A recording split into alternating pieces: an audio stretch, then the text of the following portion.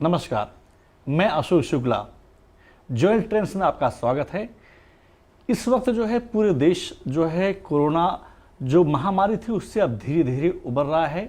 सारी इंडस्ट्री, चाहे वो ज्वेलरी हो चाहे वो कोई भी इंडस्ट्री हो, अब धीरे धीरे उठना शुरू हो गया है। इस वक्त मेरे साथ India bullions and jewellers association के सेक्रेटरी सुरेंद्र मेहता जी मेरे साथ हैं। उससे जानने की कोशिश करते हैं कि देश में ये ज्वेलरी इंडस्ट्री किस तरीके से अब चल पड़ी है। सर, सबसे पहले ज्वेल ट्रेंड्स में आपका स्वागत है। इसमें बाजार धीरे धीरे अब ऊंचाई की तरफ जा रहा है, माहौल कैसा है बाजार का? बाजार में धीरे धीरे ग्राहकी लौट रही है। हालांकि इसकी रफ्तार जो होनी चाहिए थी, कोरोना काल के जो पहले इसकी रफ्तार थी, वो रफ्तार अभी आनी बाकी है। लेकिन हमें पूरा विश्वास है कि ये रफ्तार वापस लौटेगी और पूर्ण रूप से लौटेगी।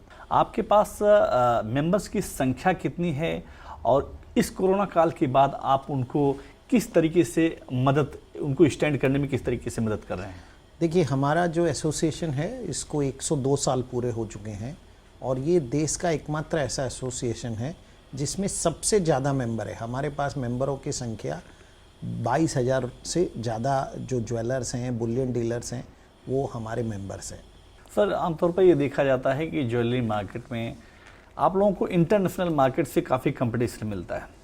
कुछ ऐसी कंट्री हैं जहाँ पर एक्साइज ड्यूटी नहीं लगती, कुछ ऐसी कंट्री हैं जहाँ लगती हैं। तो किस तरीके से ग्लोबल मार्केट में आपको कंपटीशन में कितना प्रॉब्लम फेस करनी पड़ रही है? देखिए, ग्लोबल मार्केट में हमें जो हमारी हैंडक्राफ्टेड ज्वेलरी है वो तो विश्व प्रसिद्ध है।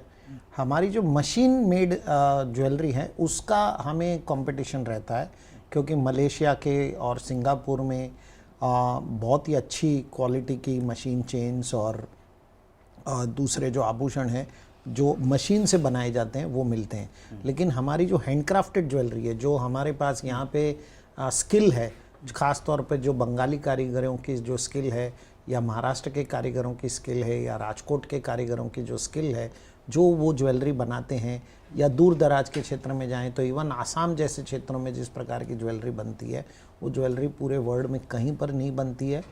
तो उसकी डिमांड हमेशा रहती है। लेकिन हाँ, हम जहाँ तक टेक्नोलॉजी की बात है, मशीन की बात है, तो हमें बहुत सारे यहाँ पर टेक्नोलॉजी एडवांसमेंट की ज़रूरत है ताकि हम मलेशिया और सिंगापुर जैसे देशों को भी कम्पीट कर सकें।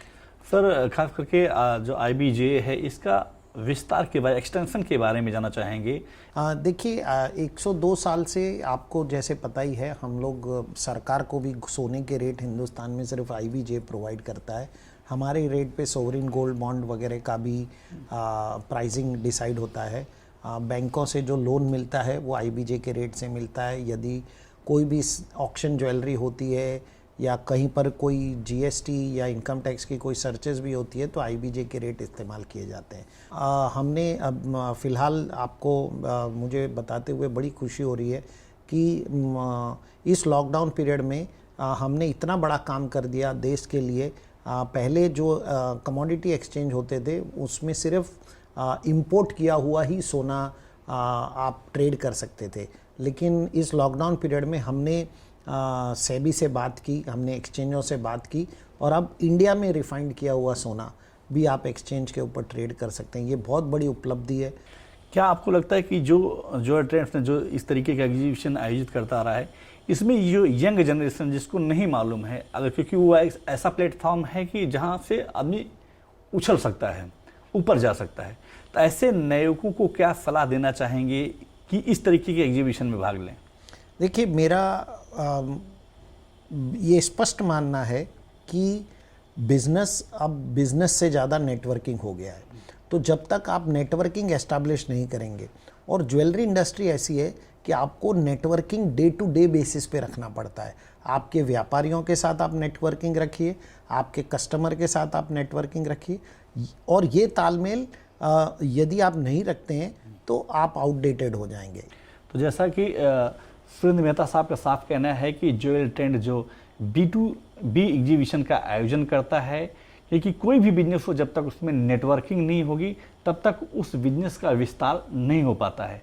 तो ज्वेल ट्रेंड एक ऐसा प्लेटफॉर्म है जहां पर देश विदेश के ज्वेलर एक प्लेटफॉर्म के नीचे, एक छत के नीचे आकर के अपने बिजनेस का आदान प्रदान करते हैं।